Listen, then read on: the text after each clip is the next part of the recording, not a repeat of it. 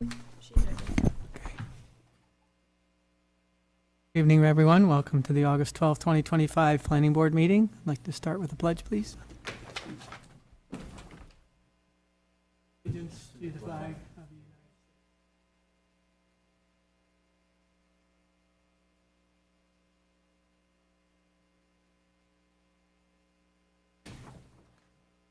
United States. A few standard announcements before we get going. Emergency exits are to your left and right out these nice big glass doors here. Restrooms are out the back and to the left. Please, if you have not yet, please be sure to sign the attendance sheet at the back of the meeting room, even if you're an applicant or developer presenting before the board.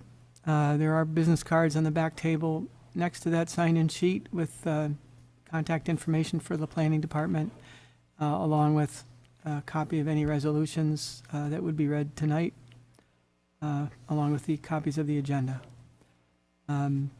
Please silence your cell phones so you don't interrupt those speaking before presenting to the board, and also any conversations you wish to have during the meeting, please take them out the back doors and close behind you so that you don't interrupt these proceedings. Thank you. We have two items on the agenda tonight. There were a bunch of them that have been removed. The two that we have are a Bow Wow Dog Salon at 7235 State Route 96 and Norbert Solar Farm on Main Street, Fishers. If you're here for anything else, it's not on the agenda tonight. Thanks. Meeting minutes. We have one. I hope there's enough of us here for this. The July 8th, 2025 meeting. Joe, any questions, comments? Scott? No? Okay, I'll entertain a motion to approve. Move to approve. Joe moves, and Scott is going to second. Second. All in favor? Aye. Correspondence, Lisa? No? Anything that's in your packets, of course. Board committee updates. I understand Drew is not able to make it this evening to represent the town board, but Keith's here for the planning board update.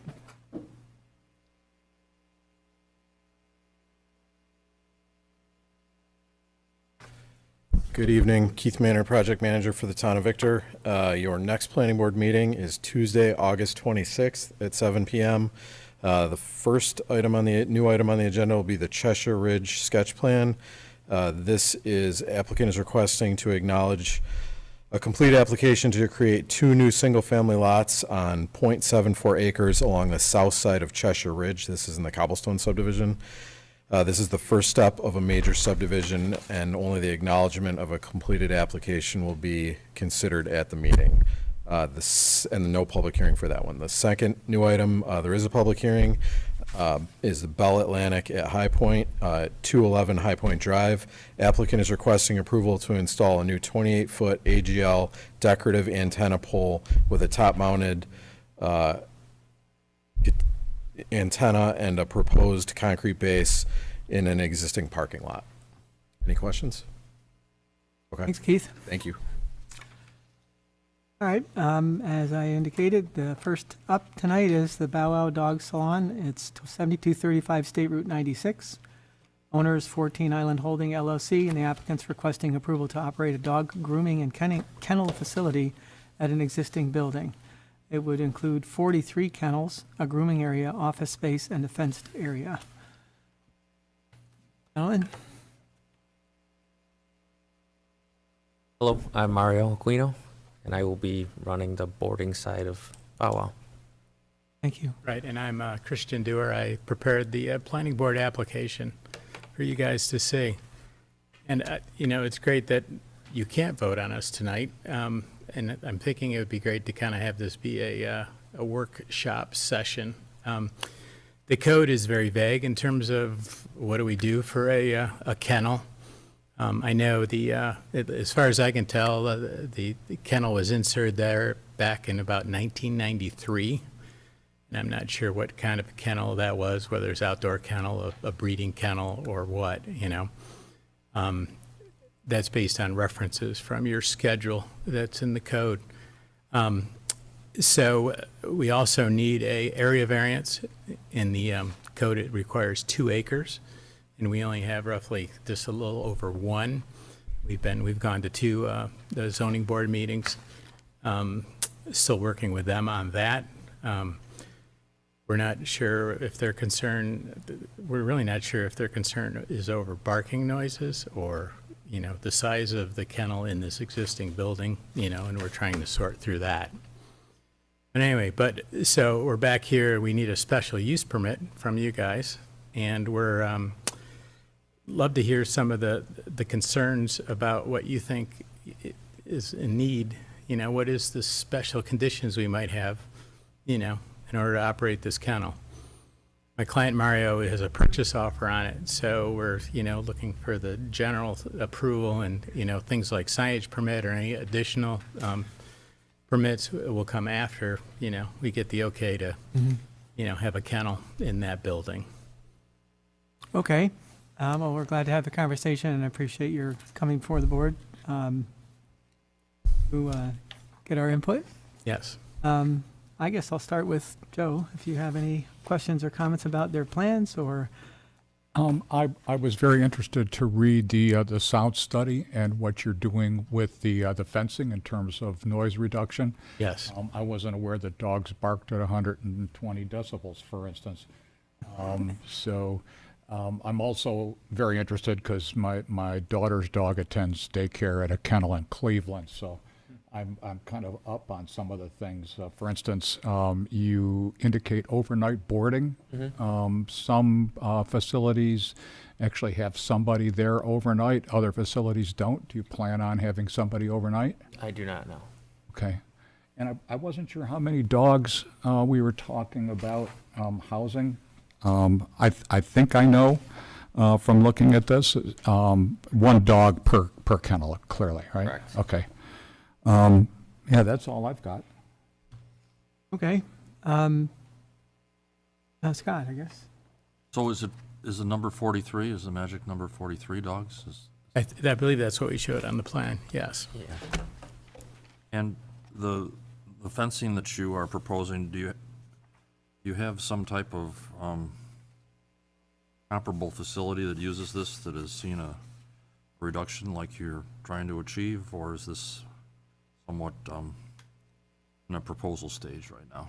It's information, that we get off of the internet and from suppliers, and it's a recommendation. So it's a double-sided, 5-quarter vertical fence with the seams on the inside and the outside offset, and against the one side of the fence is that fabric that is proposed, sealed and caulked to the corners. That is the key to kind of reducing the decibel level coming out.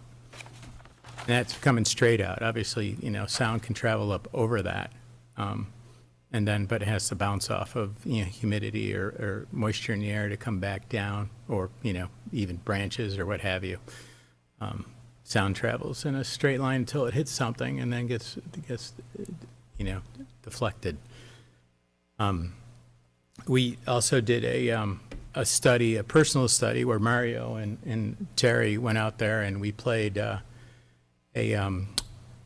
over a speaker, dogs barking at a decibel of what, 120? It was 112. 112. Is Yeah. that about the highest you get, or That's no? the highest that I got. Okay. Yeah.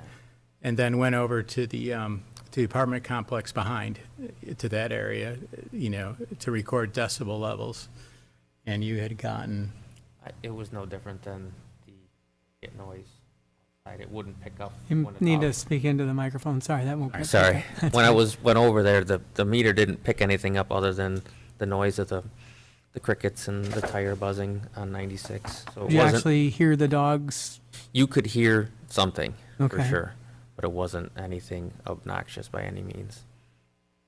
In your experience with outdoor areas, I'm not, maybe this is a 3-part question here, but you've got space for the dogs inside, and I assume that's where they're kept at night? They're Correct. not outside in the exercise area or play Correct. area, I guess, during the evening hours or overnight hours, correct? Correct. Overnight is inside. Yeah. So it would be during the day, when you'd have dogs outside and barking potentially Correct. loudly. Yeah, potentially. Yeah. But when they're running around, they're Mhm. not usually barking. They're playing. You might get a Mhm. couple loud dogs, but it's not. They bark when they're in their kennels inside. Okay. We have a couple of very large, loud dogs living across the road from us, but we're somewhat of a distance and up on the hill. Hmm. They're barking every morning, and I can't imagine 20 or 30 dogs like that barking at the same time. But this is a public hearing. I'd be interested to see if anyone from Auburn Creek or those apartments have any comments about it or experience or concerns. Mhm. I actually have another question. Sure. Relative to sanitation. Mhm. The dogs will be urinating, defecating inside. What sort of flooring do you have? I know there's some opportunities for like a turf grass that can be cleaned readily, or is it going to be some sort of a concrete floor with drains? How are you going to manage the waste? Interior wise, Yes. inside would be just sealed concrete. And then it's easier to clean up and squeegee and vacuum up, shop vac type of thing. We're not looking to use floor drains or anything like that. I might do some elevated slabs and then put the kennels on them and then have a drain out front and have it go out to something to wash it out a lot easier.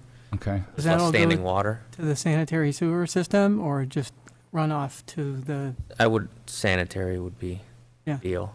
that would be a concern of mine. Yeah.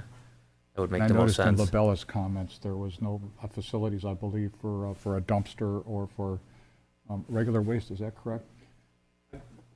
Yeah, I guess it was difficult to identify on the site plan drawing or the survey drawing if there was a location for where a dumpster might go. We'd probably put it in that one corner spot, where the parking lot, where the parking meets at 90 degrees, Yeah, which is in the back corner towards that. It'd have to have an enclosure, to be hidden. And again, that would be, waste, for feces and just then their general garbage. The urine would be flushed, the sanitary sewer. And, that's the thoughts at this point, It's funny, I didn't even, think of a dumpster because it was in that enclosure, so I just kind of spaced out on that, so I apologize for that, but. so if do you anticipate maybe a new connection to the sanitary sewer? In terms of within the building, or Yeah. what's your thoughts? Well, I guess if there must be an existing lateral, I'm assuming. Yes, I don't see it correct. on the line, on the drawing. So I guess internal to the building, I guess that would be interesting. I don't know if it's necessarily required on the site plan, unless it's gonna be outside of the building somewhere. It would be interesting to see where you're gonna tie in, I suppose. If there's any of the elevated concrete kennels or runs where you would squeegee the waste into maybe a trough, for the lack of a better word, and then into the sanitary system. Yeah. And I guess to follow up on the question about internal to the building, waste disposal, but also when the dogs are let out for recreation or whatnot, high probability of them, going to the bathroom outside as well. And it looks like they're going to be on blacktop. Is that correct? No, No. it will be on turf. Got it. Okay. Yeah. I will take out the asphalt that's there and add turf. Okay. Or put turf right on top of the asphalt, whatever Okay. works. I think that would be helpful to see on the site plan, right? If you're going to be replacing the blacktop, to be able to identify where grass is going to be planted, or if you're going to roll out some sod or something, right? That would be helpful. Speaking of the first floor plan, it was a revised floor plan that you submitted with this application. You have an area outside for overnight kennels and an area for day kennels and a movable fence. So, other than the kennels inside, overnight kennels outside, how does that look? Are there small dog houses, if you will, or area, is it just I dogs? guess I used this is the play area, a run area. They aren't kennels, it's just where the dogs go out to play. As I They could be see- runs, I was thinking of runs, so my mistake on that. Well, I don't know what the difference between overnight kennels and day kennels would be then. Oh, you mean between the two buildings? Well, yeah, there's a movable fence in that outdoor area, and it says area for Oh, day that's right, kennels and right. area for overnight kennels. That's what I'm talking about. The fence moves back and forth, but Mario takes care of dogs just for the day. Mhm. So those dogs are separated from the overnight dogs, and that fence moves back and forth depending on the load. Oh, so it's still, the dogs are only out during the day in the area for overnight kennels. It's just Correct. the overnight That- kennel That's a little space misleading, yes. dedicated to that. So we Okay. did say in a statement of hours that the dogs would be out, which Mhm. was 7:30? 7 to 7:30. Okay. Something like that. I can't remember what we quoted, but it's been written down, so. Mhm. It was a little vague for me Little whether confusing, yes. overnight kennels is versus, I see, play area for dogs that are there overnight. Yes, yes. That's what you're talking about, so, okay. Yeah, the right side is for daycare dogs. Got it.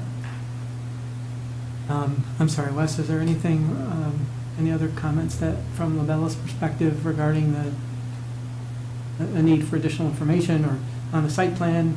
Well, one of the things that we were curious about is, you did mention the hours of 7:30, or 7 a.m. to 7:30 p.m. possibly for employees or staff time. Is that 7 days a week, do you think?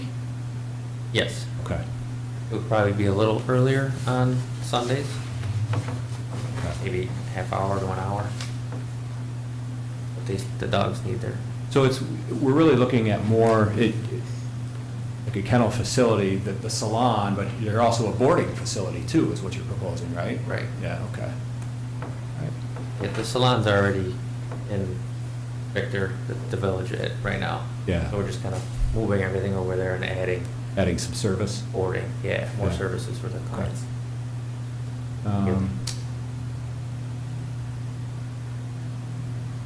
Did you get so Labella did issue a letter, it was dated yesterday, August 11th.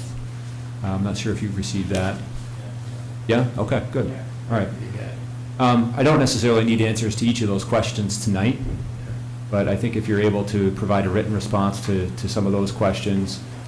We did ask about waste removal. Do you know if there's going to be any shading? Is there going to be an opportunity to install, whether it be an awning or a shade for dogs that are We did show just in outside? dotted lines, you can see shed Okay. roof over the play areas outside in the fenced-in area. Yeah, they're about a quarter of the area for each space. There's two of them, I think. Correct. Just two little small shed roofs, so dogs can get out of the sun if they need to. That's on the revised floor plan, Wes. Oh, okay. Got it, okay, I see. Yeah. Okay, Too much paper. too much paper. Great. Did you say that this was a kennel previously? Did I hear you say that? Pardon? Did you say that this building at the site was a kennel previously? No, it wasn't. Bow Wow is down the street, Okay, Okay. which is just a grooming facility okay. right now. I assume there's an HVAC system in there, there's air conditioning in the building? Yes. Yeah, okay. Yep. All It right. was a karate studio and I'm Terry Shannon, I'm the broker that representing the property. So, yes, there's a split system, there's a forced air system, air conditioning system serving both sides of the building. Okay, great. Another item that we asked about was exterior lighting. There's no indication currently that there's going to be any changes or additions to lighting outside, but if there are, we'll need to know about those and have them on the plan correct. and just provide the information to the building department. That'd be Yep, great. Yep. Perhaps detail on the sound wall that you're discussing. I didn't see it in the plans, maybe I missed it. No, it's just a descriptive, but we Yeah, I can see it on we the can do line. We on can do the- a detail for the fence, a Yeah. detail for the shed roof, we'll do a dumpster detail. Mhm. We'll take a look at the existing lighting that's there, note it, photograph it, and decide if we think additional lighting is needed. I would suspect we might have some more lighting in the fenced-in area than what is probably there now. And we'll coordinate that and show that to you so you can comment on that. Okay. Will you be refreshing the landscaping? Pardon? Will you be refreshing the landscaping? Yes, absolutely. Okay. Yeah, it'll look nice. That's the idea. Whatever you're proposing to do that way, if you could show us that, that would be appreciated too.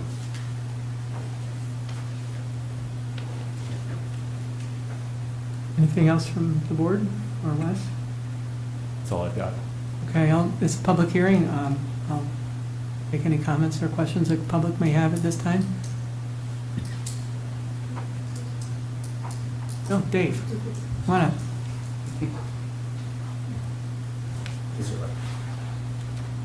Dave Nankin from 1174 Chaucer.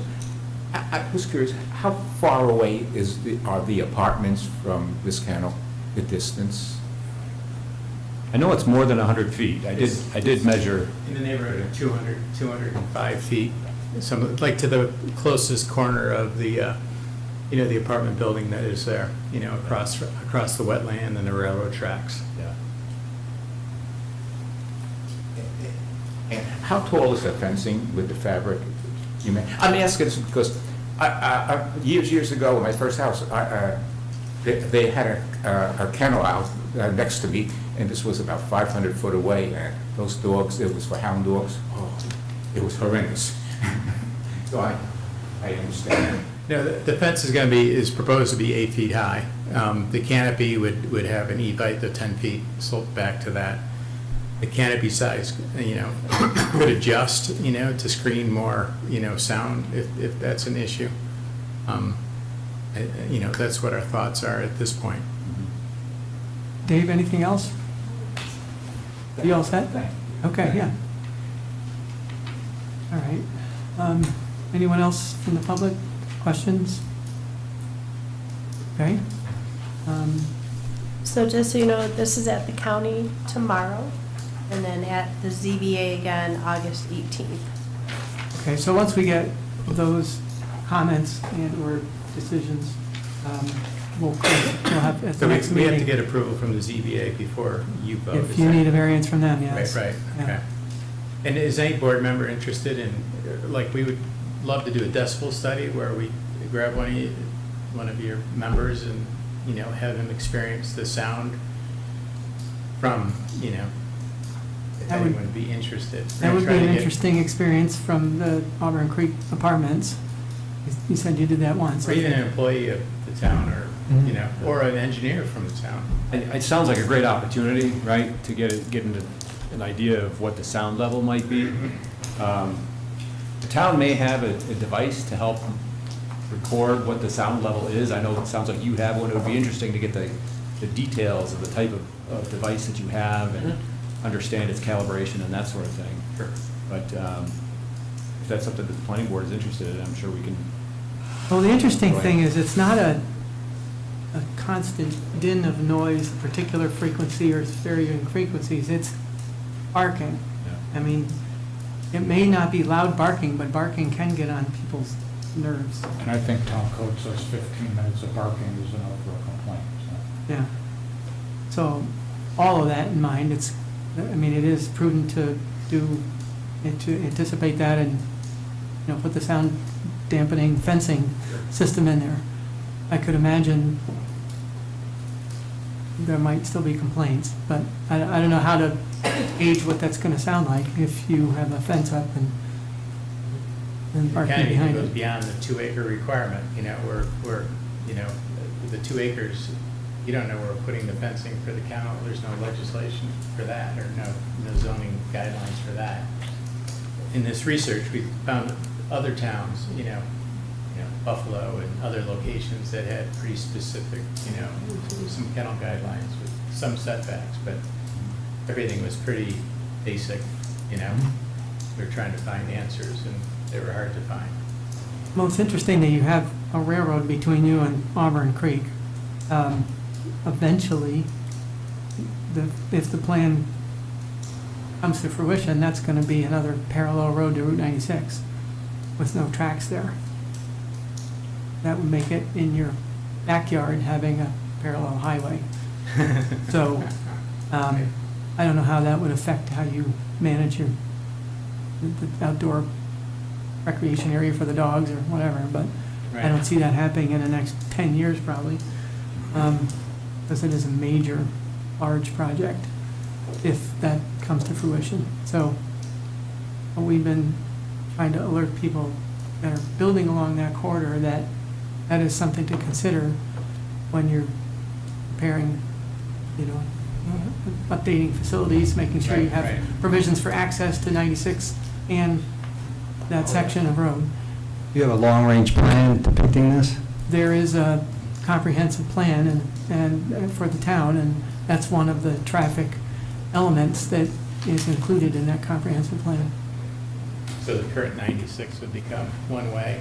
I This will don't be know. And there's a lot of engineering that still would Right, need to be okay. done. It is a parallel alternative route for traffic. As you know, traffic does tend to back up into the village. It would be an alternate route to go basically get into the village and go south, rather than going through. 96 would still be a through road. Gotcha. So I see. that would be, to answer your question, it would be a two-way road still, at least in the current vision. So it could make all of those businesses even more desirable because there's twice the exposure. So, but like I said, that's down the road, if you pardon the pun. So I just needed to point that out. There'll be some wetland mitigation, I suspect. for I'm that. sure there will be. At present, there's a lot of vegetation back there, right? You have a lot of buffering, natural Correct, yep, yep. buffering by virtue of that That's why if vegetation. you look at the plans, I took photos of the back fence line, just to Mhm. show you the cattails and Yeah. the vegetation. We haven't tried to walk through it to see how dense it is, but Okay, well, there's no action on this evening unless you have anything else, questions for the board. If you've heard what you need to, and no more questions from the board, then we can close this discussion out and go on to the next application. just a question, what's, the quorum is it a 6 voting, your board, the planning board? We have a 5-person planning board. Right, Right now, so you have three- a so- quorum right now. Okay, perfect. Sure. Just wanted to clarify that. Thanks. You're welcome.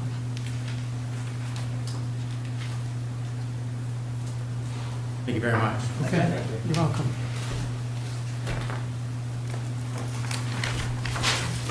Okay, the second and last item on the agenda this evening, Norbert Solar Farm. This is still an open public hearing. We'll discuss that this evening, and the applicant's requesting approval to develop a 4.428 megawatt solar energy farm facility on a 34.93 acre parcel consisting of forest and meadowland. And I believe there's additional information that the board's asked for. James, good evening. Hey, everybody. I'm James Kritikos with BME Associates. Here with me this evening, I have Victor Chacha, the applicant. I also have Megan Serini from my office, another one of our engineers, just to kind of start getting you guys familiar with her because I have a kid due in less than a month now at this point. so Congratulations. she may be coming and doing the meetings moving forward at some point. So, but she's been fully involved with the project from the conception, so she knows everything that's going on. So I believe this is our 5th meeting in front of you, approximately 4 or 5. I believe we're on 5. Third one this year, perhaps? I think we were in May, 1 in June, 2 in July, and this Okay. one in August, I think. Got it. I think it's 5. So we were last on the meeting 3 weeks ago. Since that time, we did provide some additional information that was requested. I'll start with the tree survey, if you don't mind pulling up that graphic. So this graphic is the original graphic that we submitted with our application. That is what the light green and the dark green is. We commissioned a tree study for the property. They went on site. They used a handheld GPS. They located all trees greater than 6 inches. They documented the type of the species, some quick notes on health, et cetera. They took that data and took GPS coordinates of all those trees. They provided that to us separately. We incorporated that into our, coordinately correct site plan, so everything is correct, and made some minor adjustments to the counting on the numbers because they included a couple trees just off-site here along the western property line. So we made a little bit of adjustments for the quantity. Total trees that we counted on our site were 629. Those are the combination of the red and blue dots on the property. The red dots are the trees that we are going to be removing that we've always proposed. It's 441 of them. That is 600, or 70% of the 600. However, it is completely consistent with what we've been discussing the whole time. Now, the way the town code reads, it's removal of existing living trees larger than 6 inches in diameter shall be limited to a maximum of 10% of the lot area. So we believe that the exhibit basically represents here the green area that we were removing was about 2.4 acres, 2.6 acres of what we were calling vegetated area. And that was 7.5% approximately of the total property area. So we believe we're fully compliant with that town code requirement and the requirement of providing the tree survey. Obviously, there's not really too many opportunities for us to save any of these trees that we've been proposing moving. Obviously, we have shading requirements and things of that nature. But we do feel that, we're able to preserve the most important part of that, were the existing kind of wetlands and stream tributary that does kind of cut through the corner of our site. The rest of the site obviously is still, you guys, a couple of you were on site for a site walk, is really just overgrown brush and then combination of some meadow areas as well. You don't have this with the outline of the proposed fencing enclosure for the farm, just to give us a relative? We can certainly provide it. Would you go back to just the overall site rendering? So basically your fence that's the portion in the corner that's being maintained up here. The fence obviously kind of follows the perimeter of Yeah, that a little okay, bit. I can except for overlay the- that for you guys if that's something specific that you would like to see. That's not a problem. Well, I just needed to relate it in my mind. If the rest of the board, if anyone else on the board would like to see that overlay, that's fine. I'm wondering, there's on the northwest corner there, it sort of jogs in. I think there's a creek that runs, or at least just a drainage Correct.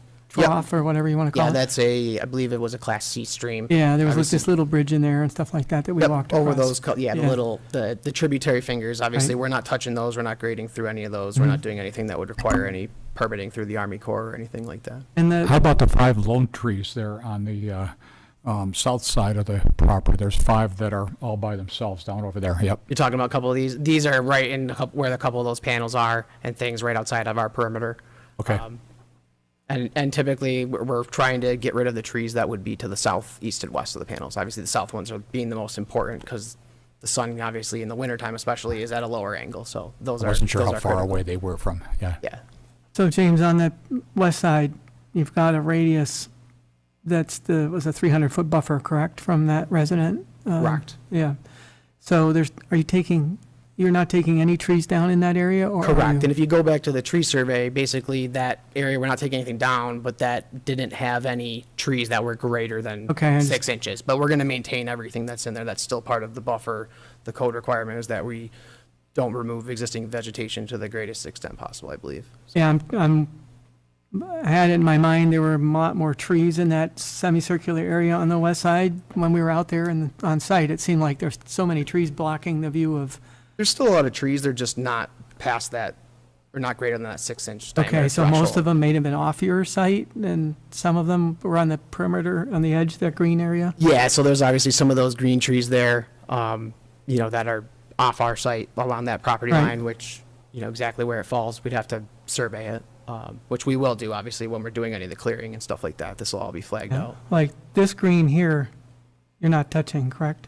Correct, and that was our assumption, that there was wooded trees greater than 6 inches there based on a site walk that we did in early spring. But obviously, they inventoried the entire site, and there was Yeah. no trees past that threshold there. And it looks like you're not touching anything on the east side closest to the Gray's home, correct? Correct, yes. All this vegetation here closest to this resident is all within that 300-foot buffer, so none of that's going to get removed. It's only going to get augmented with the 30 evergreens that we're proposing in that vicinity. Okay, we'll probably touch on that. Yeah, we'll talk about that with the glare in a second. Sure.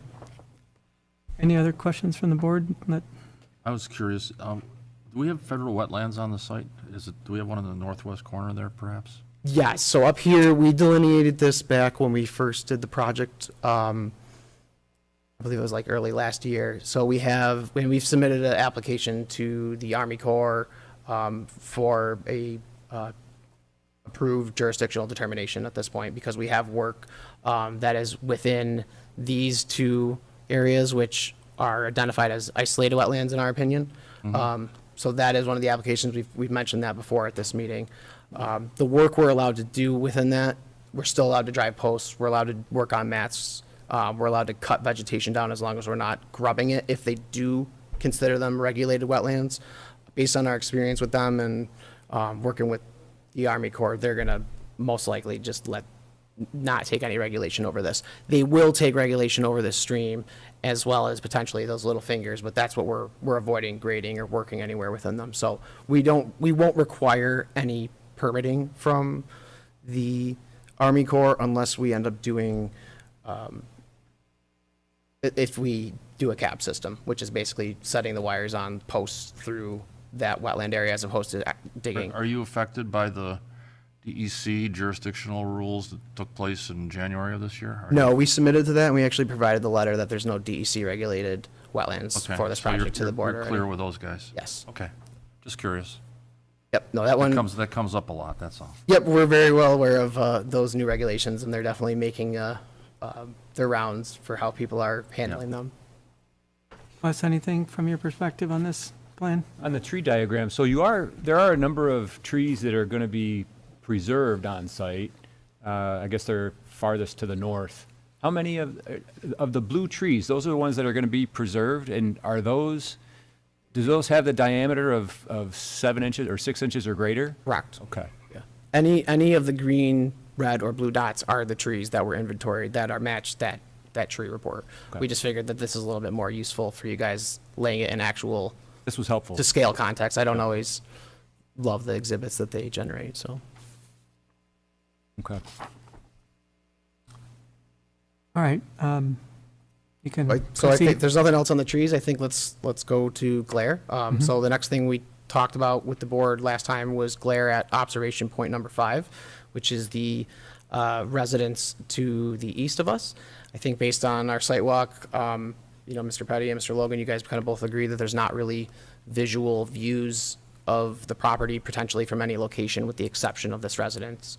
I think yes, that's the one residence that would be impacted by a view potentially of that site, Correct. which is why you're putting proposed visual So- buffering in it. So the glare study itself, I just want to remind the board, is predicated on having views of the panels from I'll call it the receptor point. In this case, the receptor point is set at 16 feet height to simulate a second-story window. And the sun angle obviously changes a little bit throughout the year. Could you go to one of the graphs? I think this will help. Keep going. Susie, it's the green and yellow squiggles. Yeah. Keep going. The other way.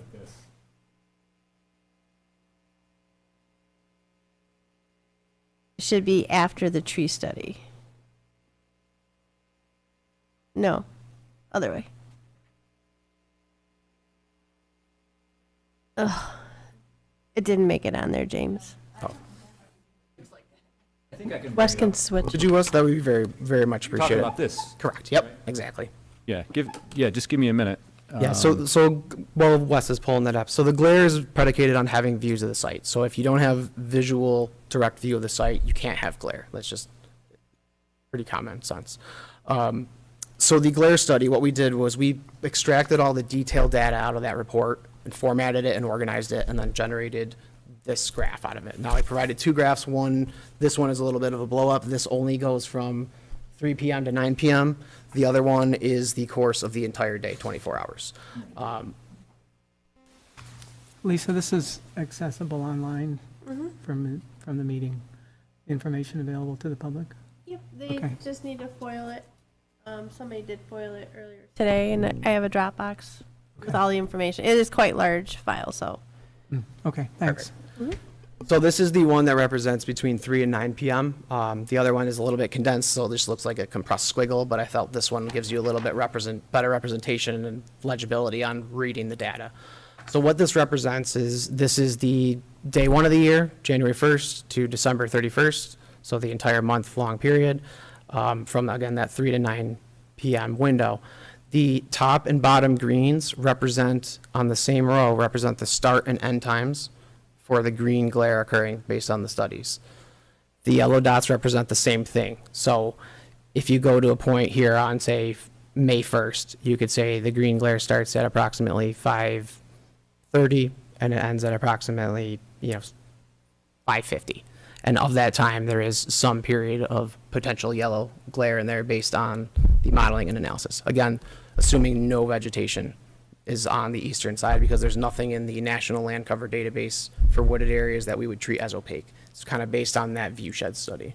So when we talk about glare, are we talking about burn my eyes out or shiny or? No, so we're talking green and yellow glare. If you look directly at the sun, that is right on the borderline of like red glare, where it can damage your eyes. Red glare happens a lot more in like areas where things get concentrated. Think like a solar dish that focuses all the light into a spot, or a magnifying glass. That causes red glare, something that will actually could burn you for a short time. That's where it's damaging. The reflectivity that you're getting off these panels, they're anti-reflective coating. They're trying to absorb the light. They're not trying to reflect it.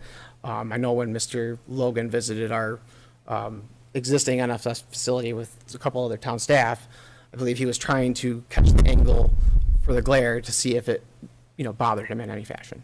So the way that this kind of study works is, obviously the time period changes over the course of the day because of how the sun position angle is in the sky.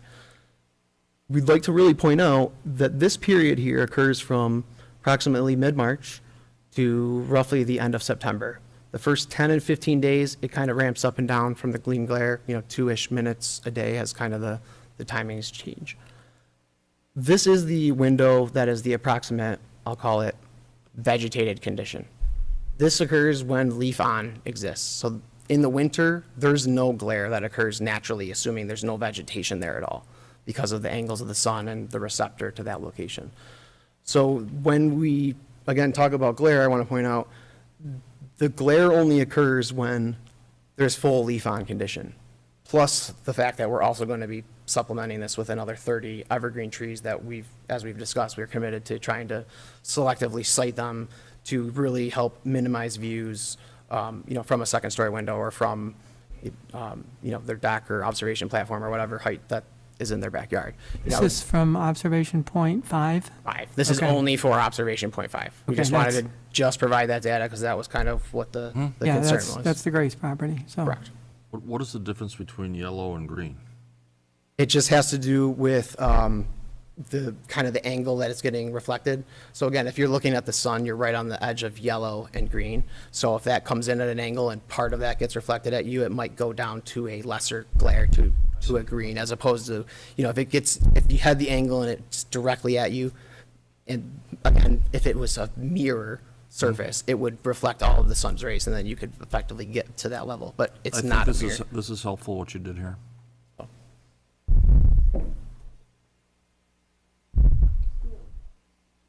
So it's not even like the glare that I see, like when I'm driving and it comes off all of the cars. It's not that sharp of a point, or is it? No, I mean, we're kind of a dark, again, anti-reflective surface. I mean, if you're talking like a polished Tesla or something, obviously that's going to reflect a lot of light. But if you have a polished car, I don't know if it would be more or less. I mean, it's going to depend on a lot of things, angles, things like that. I mean, I know like the Delta Sonic, obviously that got built on 96, has some potential glare as the sun, hits the angle and moves across that to potential viewers and drivers. But again, if there was no view of that, you wouldn't have the glare. So the whole idea is the only spot that we really think there might even be a potential for glare is that residence observation point number 5, and only when you're really looking from an elevated view and trying to maybe find, the right spot Sure. through the time. I'm trying to relate it to something that I would see when I'm out and about. Basically, we gave you the worst-case conditions, say we cut down, we could remove all that vegetation and plant no trees, and then you'd have a max of 26 minutes a day, I think is what it is. It's an average of 13 minutes a day if you factor it across the whole year, and it's an average of 23 minutes a day across the days where there are glare, which is, if there's 45% of the year there is no glare, the other 55% is that mid-March to end of September. So what James referred to earlier, when I was out at the Parma site, then I was trying to find different angles and where I could see the sun. I got up, so the sun was fairly high. I got up close to the panels and I tried to find where it was going to reflect back to me. And I saw kind of a dull yellow, it's bright, but it's one spot on the whole field because all the panels, if you're in one spot, you're only looking at one, wherever the sun's reflecting off of one spot. So the panels are so dull, you don't get that bright mirror-like reflection off of those panels. They are generally dark panels with some, I don't know if you can call it even glow, but the reflection off of it is certainly not damaging, but it's not the whole field glowing from the sun. It's one spot and it moves through the whole field as the sun's moving. So, Okay. and I think if you look at that plot that Wes just had with the green and the yellow, I think that's what that represents. It's it's moving from, across a 20 minutes period As the across sun's- the field as the sun's moving in during that 20-minute cycle or orientation, I'll call it. So you're not getting 1,000 panels Correct. glaring, you're getting. You get a one spot and it's I don't know, it's like a buffed surface. It's not meant to be reflective. As a matter of fact, they want it to focus on the panel itself to get the most, if you have any reflectivity, you lose efficiency. So, Yeah, thanks, that makes sense, that helps. I was pretty focused on, honestly, and no pun intended, on trying to figure out where the glow was coming from when we were out at Parma. So it was really useful to be at that site, looking at a system that was just like what you're proposing here. Yes, basically Both- identical to both that. Visually, noise, just general field impact. So, Yeah, I was educated from the conversation we had after your visit. I thought that was very helpful to me, and I'm sorry that I couldn't make that field visit, but I'm glad that we did it. Because I didn't know either. And I probably would have been doing exactly what you were doing. yeah.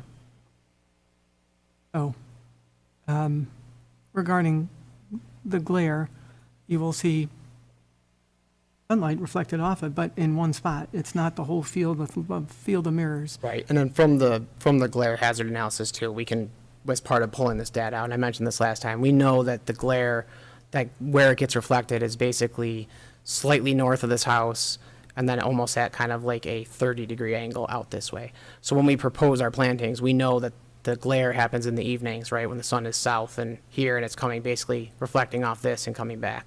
So as that sun kind of crosses there, they'll almost just be like the sunspot, well, I guess I'll call it, Joe, that would move across the panels, that would Yeah. reflect it. Again, and if this was a second-story window, we're talking that you have a static view out of this, that would be one thing. It'd be very easy to plant a couple trees there to block that view. From the previous meetings, it sounded like the Grays had a second-story porch, so that's a little bit different, more views, angles with steps. But again, we're committed to planting 30 evergreen trees to try and specifically block that view, so they have effectively no view of the panels, and then therefore there would be zero glare from that. Okay. All right. Any other questions? No, I Wes? think I appreciate the answers that you've provided. Yeah, I wanted to share, where can I find it here? And this still is an open public hearing, so Mrs. Gray, if you have any questions, I'm certainly going to give you an opportunity to ask them. Sure.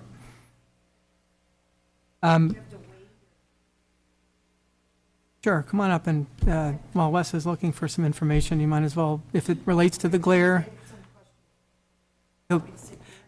No, you need to be on the mic. Okay. And then you can ask the questions, and then James can come up and Okay, respond. I'll step over. No, no, Okay, yeah, just, gotcha. you can step aside a couple feet, and you're Okay. good, so, Okay, yeah. so, James, you're Make saying. sure you're right up to the Oh, microphone. sorry, Tracy Gray. So you're saying the glare from March to October, am I correct? Approximately, yep. 20 minutes a day, every day, and it's not just a deck, we have a second story. Our bedrooms are on the second story of our home. For 20 minutes a day, we're going to experience this from March to October, and when all the vegetation is down, in the wintertime, we're going to experience this. Nope. No, and why, how is that possible? So in the winter, you don't see any because the rotation and position of the Earth relative to the sun, you have a lot less direct sunlight. The sun sits more lower in the sky and the horizon, so it doesn't have the angle to hit off the static angle of the panels and reflect into your site. So from approximately March or October 1 to beginning of March, there's no glare. If all the vegetation was down, there would be no glare anyways. Okay, so there was not. If we cut down all the brush between us and you came out your backyard and you looked directly over at us and you Okay. could see our fence and panels, there wouldn't be any glare occurring in the winter months. Now, are you berming this or just planting trees? We are planting evergreen trees based on the approximate locations that we have on our plans that are all within your 300-foot residential Is buffer. it berm or like the ground level? We're going to plant them at ground level. They will grow up tall enough to, How tall are these trees right now? typical planting heights are, I believe, 8 feet, 8 to 10 feet. Yep. Okay. So I know you took them to Parma. What day was that? Good question. Yeah, it's during the week, probably a month ago. Oh, what did it look like? Parma, July 15th. July 15th, and how long were you there? Oh, we were easily an hour, hour and a half, An something like hour, that. hour and a half? Okay. Yep. All right, You're gonna have to get a little closer. oh, sorry. Yeah, I'm saying, Sorry. You Okay. talk loud, but I might not be Right. able to get it. we just want to make sure that So Lisa I- can get it on the Am I transcript. correct that Parma's a fairly new site? Am I correct? Or how long has it been there? or- It's our oldest. Oh, it's your oldest? Yeah. 5, 6 years? 6, I think 7 years. 7 years, okay. Just need to, you don't need to make sure you're on the microphone or Sorry. James. 6 to 7 years. Yeah, okay. Thank you, And- okay. And either grab the mic, the handheld, James, and, Keith has got it. oh, Keith has it, okay, I think we tried this once before and you get interference. We can try it. yeah. Maybe if you're We'll give that a go, James. We'll give that a go. I'm sorry, we just have to get this all on. No, Recording. absolutely. Sure. Absolutely. So James, 6, 7 years, and all the vegetation around it is not burned out? It's still looking green and all of that? I think we can let the planning board chair and the town engineer, who are both present at the walk, comment Was the on that. vegetation burned out, or was it still lush and green? Lisa's going to bring up pictures from that visit. Okay. And it was basically grass under everything. And I'm And, not talking about underneath it, I'm talking about on the sides. oh, understood. And yes, you'll see it. I mean, they have actually a couple of greenhouses on the south side of that, Okay. which they're growing amazing food. But there's also trees all around the perimeter because there's a, that's- Yeah, I'm looking for the trees on the perimeter, is what that I one want to was see. good. If you guys have that, you may or may not. Yeah, there you go. Now that's directly south. Between, those trees are at the fence line between the panels and their greenhouses. And what's the, how many feet, James, do you know? 12 feet high. From the tree line to the panel, how many? That's the perimeter fence line, that's probably approximately 20 feet. That's the perimeter access Okay. drive Okay, around the I'm just fence. trying to get a perspective. Yeah. Yep, thank you. No, it was a That's good, helpful. it was a good visit and Keith took a bunch of pictures and put them up on the site so we could have that to talk about. Okay. All right, so that, okay. All right, are you still talking or? Few more questions. Okay, great. I don't have any more questions, but what I do want to share with you, sorry, yellow glare, and I know as your perspective, you were trying to get the Yeah, line. doing exactly what this camera was doing. Right, and I Here. can understand, and I know there is a dullness on the panels. Mhm. However, that 20 minutes does cause eye damage. It would be like you're staring at the sun if you were laying out at the beach or, Well, not off of these panels. I mean, I looked straight at the sun on reflection well, off there's several those studies panels. that disagree with that. Okay, well, I'm just telling you what I saw. No, I know, I understand that. Okay. I understand that. But, and they will shift throughout the day, so it won't just, if one panel might be 20 minutes, then the, you know, a couple panels in a different location, maybe another 10 to 20 minutes, you know, as the sun moves, we get that. I just want you guys to understand what you're asking us. And I want you to think about it if you, that would be okay at your house. I want you, I mean, seriously, I know there's a grant, I know they bought the property. I'm not opposed to green energy, but you're asking an awful lot of us who live around this to be okay with it. And I can tell you, my husband and I went out and drove around Mhm. because we were like, okay, maybe we've got this wrong, let's us do some research. And pretty much everything that we've been talking to you about, you know, there's several other of these fields. There's one over in Honeywell Falls. There's not a tree standing near it. Now, again, we've had a very dry summer, you know, the Mhm. July and the last couple of weeks. And then in June, it rained up. But there's not a tree standing there. They've been burned out. And they've been burned out for a long time. So that's continual tree planting. That's expense number one, to protect our property. You know, I mean, I just want you to really think about what you're asking us. You're going into this knowing there could be an issue, and you're going forward anyways. Could be an And issue, you're it's- talking about the tree glare- burnout, or the glare, or the... Glare, the Yeah. possible, the runoff from these things. We already have a water issue up there when it rains. We'll Our be neighbors talking about that, below, too. Oh. You know, and I know you guys are gonna do your best to resolve that, but you're going into this knowing that there are gonna be issues and you're going forward anyways. Mhm. So I just wanna point that out, and I want all of you to know that you've agreed on that. Because come time when something happens, we need you on the record saying, we went forward anyways. And that's what we wanna make sure each and every single one of you up there does. Well, we'll be talking through the secret process once we get, Yeah, well, no, Ask I'm some of gonna this, need, and- we're gonna need that. yeah, of course. Because when something happens, you know, the depreciation value on our house, what's happening with that? We'll- And all of a sudden now I'm not gonna pay as much property taxes or taxes on my home? Because, you know, today it's worth one amount, then 10 days from now, no one's gonna buy our house with that next, they're just not. And you guys know that.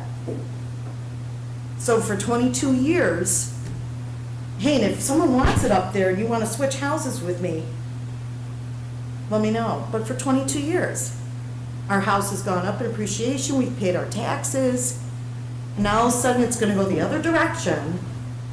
We're getting to retirement age. I want you to think about this stuff. And we will be. That's all I've got. Okay. Thanks.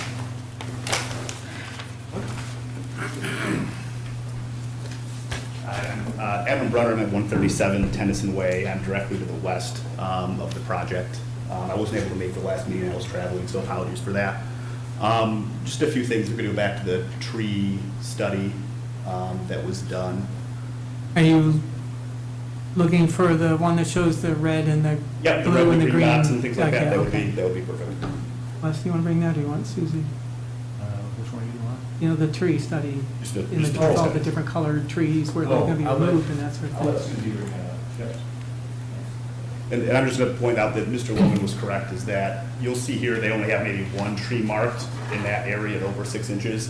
I was out there today, there are dozens and dozens. There's a of laser trees. there if you'd like to refer, and to your left would be good. Yep, so right in this area here, you'll see this survey only shows one tree at over 6 inches.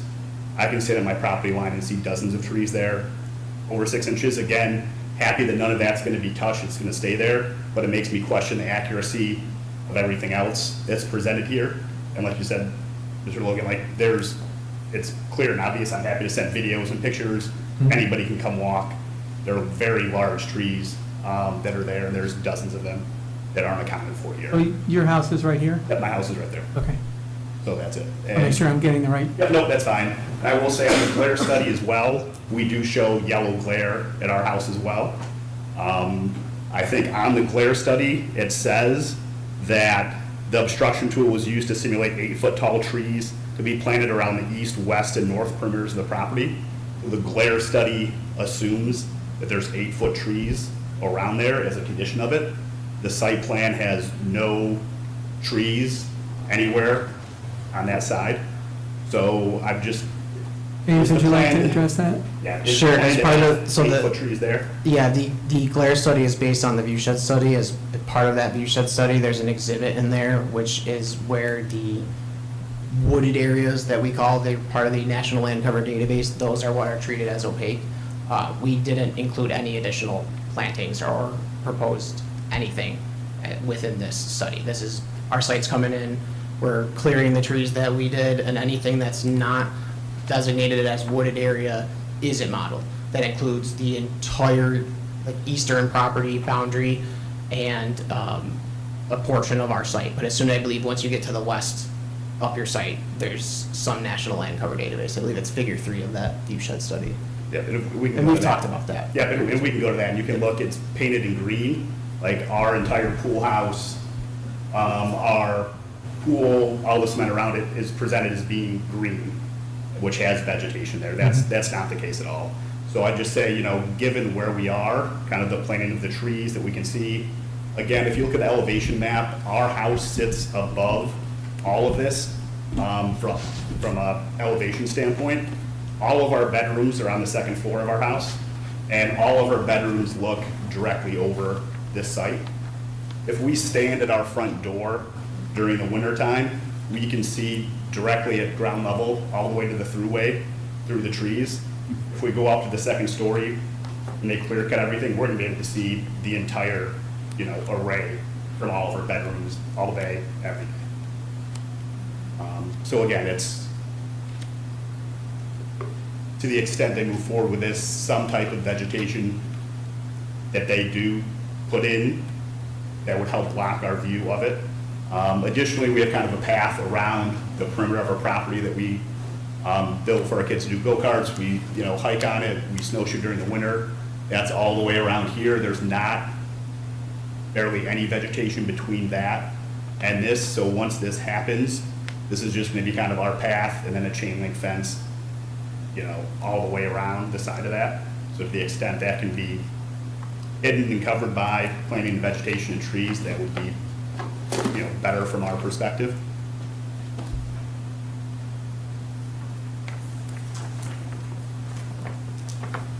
So again, it's, I think you guys are aware, you know, it's the water, it's the property values, it's all of these things. I'm not gonna sit up here and, you know, eat you over the head, but you guys are aware of it. But just for me, to the extent this goes forward, you know, the assumption the view shed says we're gonna have 8-foot trees, that's not in the site plan.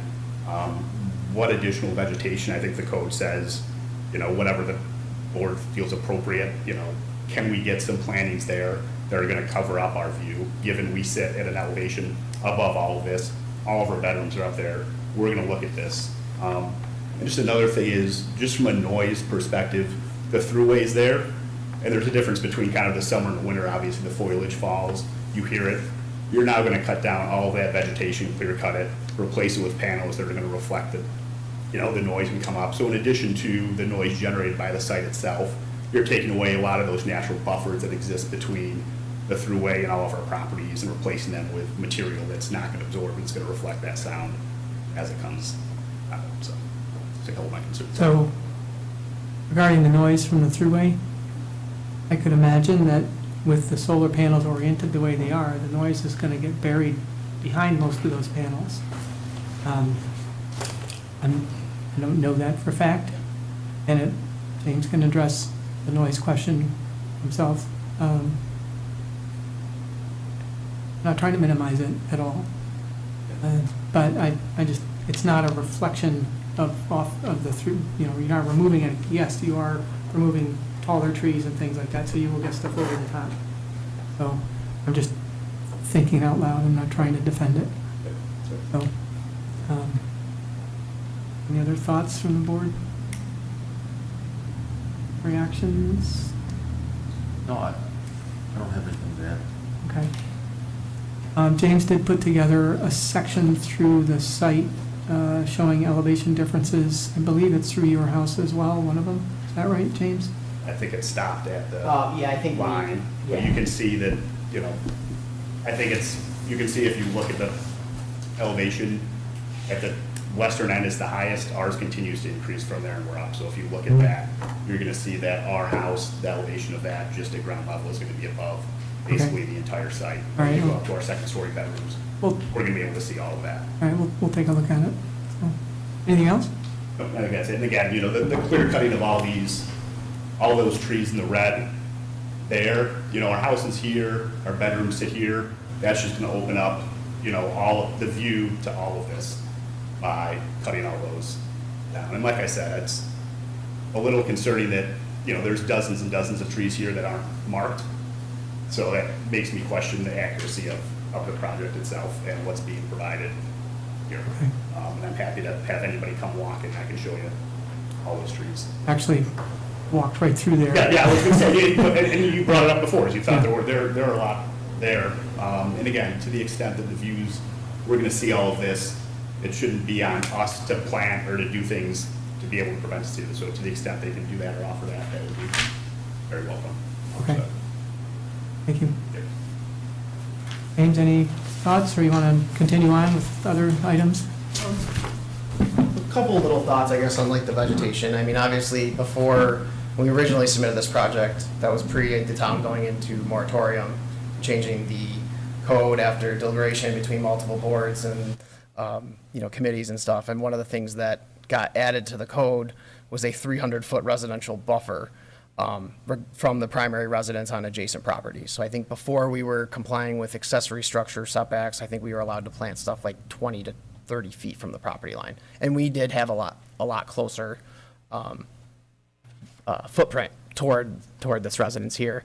And then not quite as close to this one. Obviously, with that buffer, we kind of elongated and had some panels move more southern in the site. Same thing with leaving this buffer. So is the beige, you're removing scrub and everything else from there? Because, No, the beige is what we classified as scrub. okay. And then the darker green is what we classified as wooded. That was the original thing that we sent to the town. So this green right here, adjacent to the house we just spoke about, that you're not touching, right? Those Correct. trees? We're not, you can see the line here. This is the 300-foot buffer line. We're not touching any vegetation within that. So Okay, so there's, if there are trees in here, you're not going to touch them? there's 100 feet of vegetation if you're looking straight west on our property that we're not touching. Then it's the vegetation that Yeah. you saw that, you know, he's Sure. noting that they're larger trees. And we can certainly, So I just want to make sure that we're clear that there's nothing that's going to be removed from that that correct. arc. You can see the proposed tree line kind of faded in there, right there, yeah. So if there is an inaccuracy, they're not going to cut the trees down anyway. That's what I'm hearing, correct? Right. Right, and we thought, and when we walked the site, we thought that there were some trees greater than 6 inches in there. That's why we designated it originally when we submitted it, to try and quantify, here's where we believe there's some trees. So I'm not saying that you're incorrect. And again, like I said, I was, you know, happy to know that, you know, if they are there, to know that that's not. Right. Okay. But, Sure, please. Yeah, anything you say over there is not going to get on the record, so. And I guess the other question is, we have 2 structures in our residence. There's a Yep. pool house that's closer to that. To the extent that that's deemed a residential dwelling for Mendon, does that then push back the setback? Because the setback now is only going from the main structure, not the structure that's closer to that property line?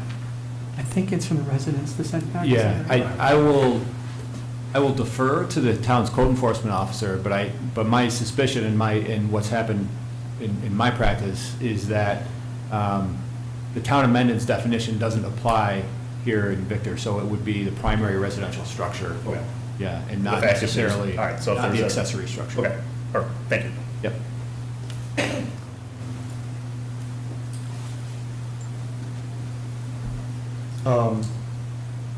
I would echo your comments, Mr. Logan, on the noise with, as you heard during the previous application from the bow wows, you know, sound does travel in a straight line. So obviously, if you had a reflective surface at a 45-degree angle, some of that is gonna get directed into the ground. So there's Yeah. some benefits from that. And I'm Obviously- trying to be sympathetic. the tall trees that are gone, the throughway, I mean, if you can see the road, it doesn't matter how many solar panels you have between you and them, it's still gonna go in a direct shot. If the panels are higher, then your line of sight, yes, it's gonna get reflected down, it's gonna be somewhat dampened, but, you know, taller trees, if they're gone, you're gonna lose some of that. I think the last two items that I wanted to touch on were property values.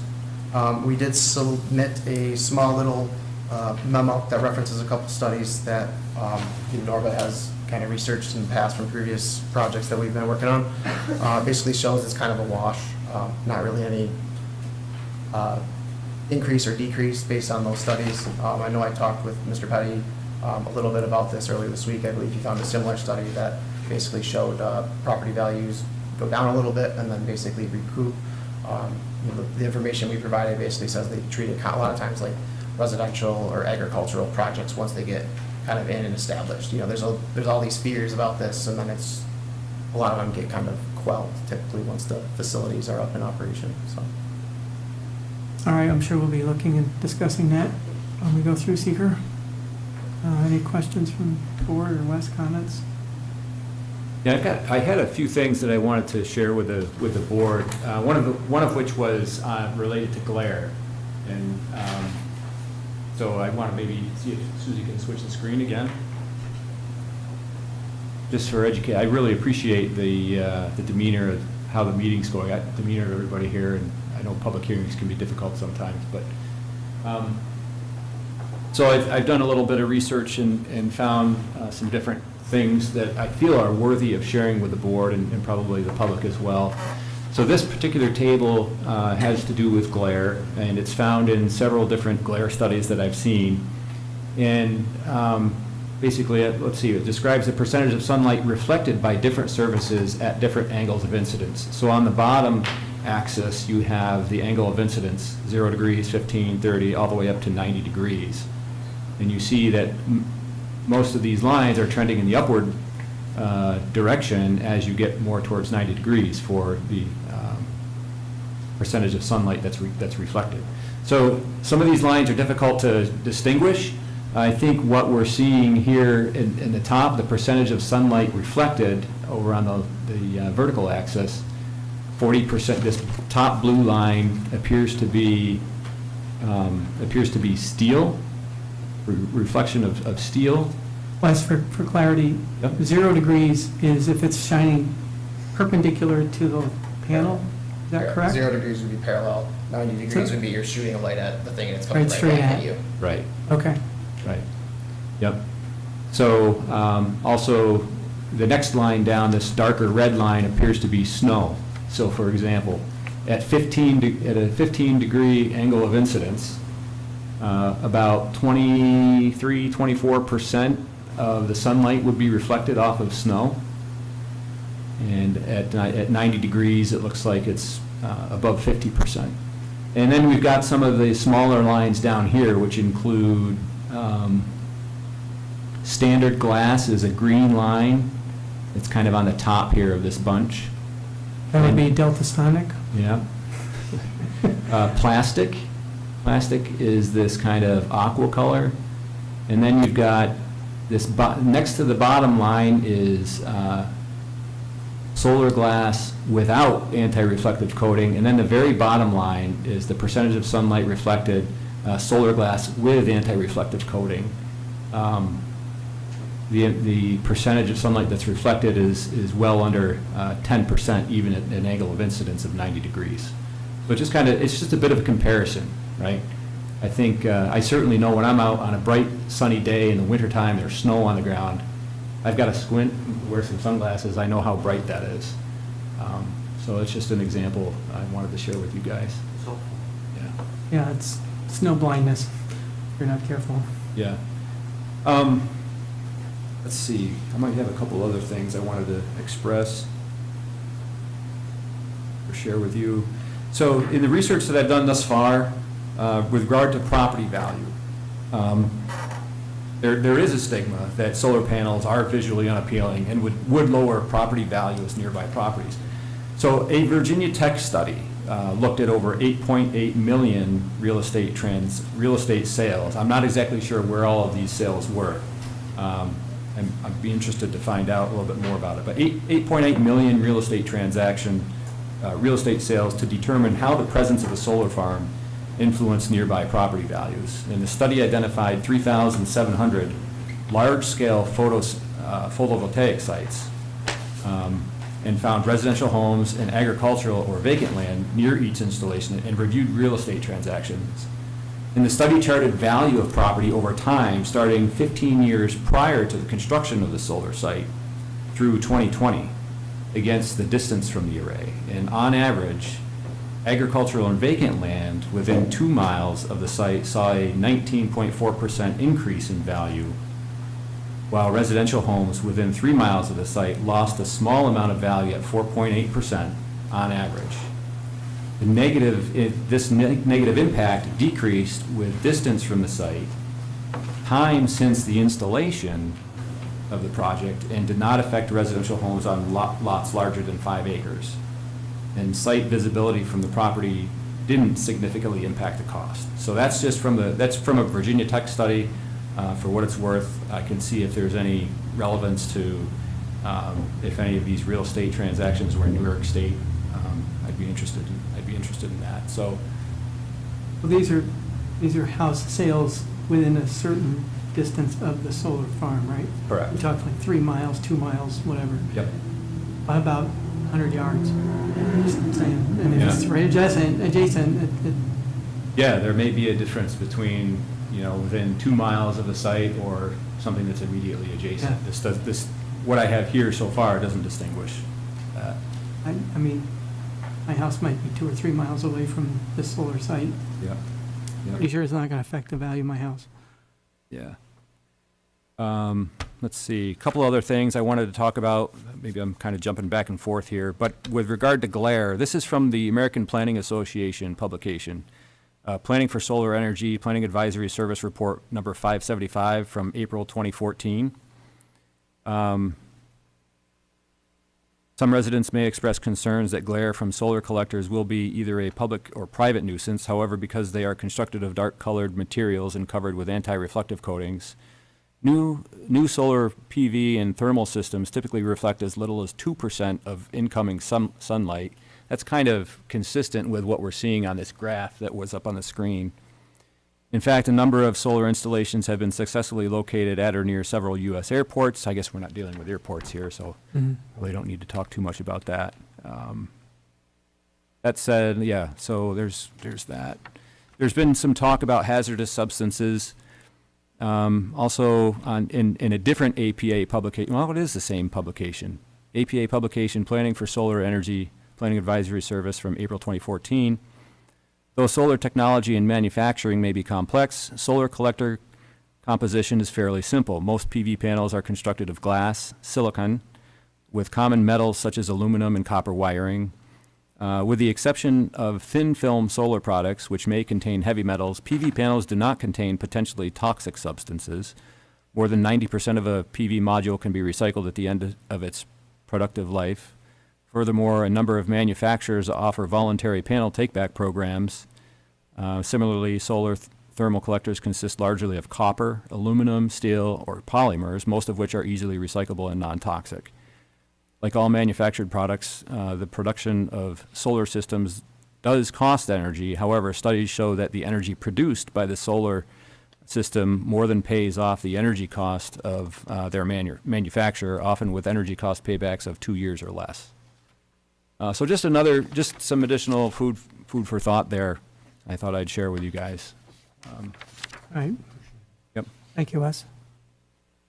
Anything else, James? Last thing, because I know it came up, drainage to the residents to the east. I know, Mr. Harder, you asked us to take a closer look at possible alternatives to rerouting some of the drainage. I pulled the report in detail. So as of today, with the current design, the drainage area or portion of our site that looks like it would go right toward the Gray's property is about 4.25 acres. With our design now, we actually routing about 3/4 of an acre away from that. So we already have about a 17 to 18% reduction in water going that way. And then in addition to that watershed, all 30 of those new trees are going to be planted in there. Obviously, the DEC Stormwater Manual does have some credits for runoff reduction for plantings, so there's a little bit additional love there. In terms of like trying to reroute that drainage away from it, really the only other feasible place to try and push it is to down into this residence yard and trying to take it around.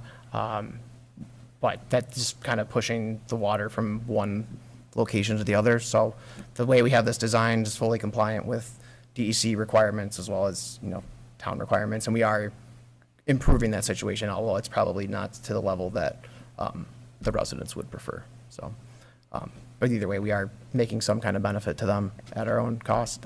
Diverting the runoff to the north isn't feasible without doing significant cuts and then having additional stormwater facilities, which then kind of invalidate a lot of the project on our end in terms of like panel counts and things like that, and having to respect, the 300-foot buffers and, the layout adjustments and things that we've kind of already worked through as part of all this. So to really kind of keep the project viable on our end, there's really not a easy way to kind of divert that runoff in another direction without, causing potential problems to other residents. So Any possibility for stormwater infiltration, or is it all clay soils? it's all pretty crappy soils out there. And I know, Mr. Logan, you can probably comment, you walk through the field, it's spongy in places. And obviously we have some isolated wetlands up here potentially already. So obviously the water isn't. Yeah, there was a ditch along this tree line right here. We walked from the gray side of the property, east side of the property, across this way through that tree line, I think. There was a pretty good swale or something. Yeah, where the access drive comes up and then kind of turns from the gravel, broken asphalt into the open fields. There's a little bit of a ditch that kind of runs along that old north-south pathway. Is that something that would kind of go away or when you regrade, or how's that? So our access drive that basically starts forming kind of like right here by these little wetlands. We're going to extend our access drive obviously up into this area. On the east side of our access drive, we're putting a swale in, and that's going to take some of that 3/4 of an acre that's going this way down toward our bioretention area, where it's going to be detained through the 100-year storm and released through our control structure at a really low rate. So could it go this way through this, into this lower area or not? I mean, I'm just spitballing a little bit. No, well, this area. Even further to the. So this area then, we're kind of just reshuffling, because then this area drains off to the west a little Yeah. bit, or comes into this other resident through this little kind of low spot. So if I take water away from here, I'm just taking that from one side to the other. Mhm. And again, there's not really, elevation wise, you guys saw the exhibits, it's pretty flat out here. So anything I start cutting swales in, Right. I'm getting pretty deep pretty quick. But what you said you did was you were able to somehow, since our last meeting, revisit your calcs and adjust 3/4 of an acre in a different direction? Is that what I'm hearing you say? No, it was always a 3/4 of an acre reduction. We always had incorporated that to meet the stormwater requirements from the DEC and the town's code requirements and design and construction standards. Okay. Got it. Wes, Joe, anything? Drainage perspective there? Okay. So I think the last kind of request then, obviously, ideally, we were hoping to do part 2 of seeker, but, we're looking forward to doing that hopefully at the next meeting. Decommissioning agreement, we obviously, Norbert provided an update to that a couple weeks ago. I believe Labella's had a chance to review it. If you guys are amenable, we'd like you to make a referral to the town board, so we can go in front of them and talk with that. We realize that they can't take any action on that until seeker's done with you guys. Right. But we'd still like to kind of go in front of them and just see if there's things, to try and streamline the back and forth if possible. I'm a little concerned about putting the cart before the horse, and I want to make sure that everything's, I guess. I mean, in terms of like the site plan, Yeah. things of that nature, the things that would be decommissioned, the fence, the panels, the access drive, the pond, the stormwater facility, none of that's changing, and we're not going to take down the 30 trees that we're planting. So in terms of like the cost to get that approved from them, it's really that review. We're not obviously asking for site plan approval or trying to insinuate anything. Understood. Wes, you were going to interject, I guess? Yeah, I think my recommendation to the planning board would be to have that document referred to the town board for review, recognizing that, we don't have a resolution in front of us to, number one, issue a secret determination or make a determination or take action on the site plan. We're in the planning stages, and this isn't, I feel like this is an opportune time to forward that to the town board. If for some reason there are changes to the plan that warrant an amendment to the decommissioning plan and decommissioning agreement, then that can just be done with the town board. And, you know, I'm sure the applicant would keep us apprised of any changes in that regard. Yeah, obviously, I know Norbert's committed to providing the decommissioning plan. This is very typical of every project that we do in every town with them. So we know that it's not, again, contingent on us doing this talk with them or talking through that process. Doesn't mean that we're going to get a site plan approval from you guys. All right, as long as we're all recognizing that if there's a change that requires a change in that. If we will decommissioning make plan. that change, and then we will get it reapproved or re-coordinate with them however we need to. It's just Okay. like, we're just trying to kind of tackle the parallel tracks together from a timing. So any objections to forwarding it on to the town board? No objections? Okay, Scott? I have nothing. Okay. I don't know if we need a formal motion to forward it on to the board. I don't think you do, but if you want to, just to document it. All right. Yeah, let's at least make a motion to forward it on to the town board for a reference and review. So Joe moves, I'll second. second, all in favor? Aye. Okay, so we've just voted and agreed to forward that on to, decommissioning plan on to the town board for their review and consideration. And with the understanding that the final approval from them will come once we've finished our review of the overall site. Okay, I'm sure Lisa can put something in a letter together after that. Anything else, James? I don't have anything else. Obviously, if there's anything more information that you guys want to request at this point, we'd be happy to try and prepare and provide it, but I think we've kind of Good. done everything. All right, I'm going to go ahead and ask for closing the public hearing. If there are comments that the public wishes to contribute in the future, you're certainly welcome to send that into the board in a form of a letter from a resident with questions as we go through our continued process. But at this point, it makes sense to close the public hearing and move forward because we do have quite a bit of information and also input from the public. So, Dave, I think you had a question. Come on up. You don't need to rush. Dave Nankin at Charter Court. Let me just tell you, this is anecdotal. I've witnessed this, and it might help a lot. I planted 6 Norway spruce 12 years ago. They were this large when I put them in. They're probably about 12 foot now. And on the front side of my property, there was a poplar tree, came from wherever it came. It was, at the time I bought the property, it was probably about 12 foot tall. Today, it's got to be 40 foot tall. I mean, there are some things that really grow very quickly. And instead of putting maybe just pine on the east side, maybe you can put some poplar or some really fast growing trees, because some of these things can grow 10 feet a year.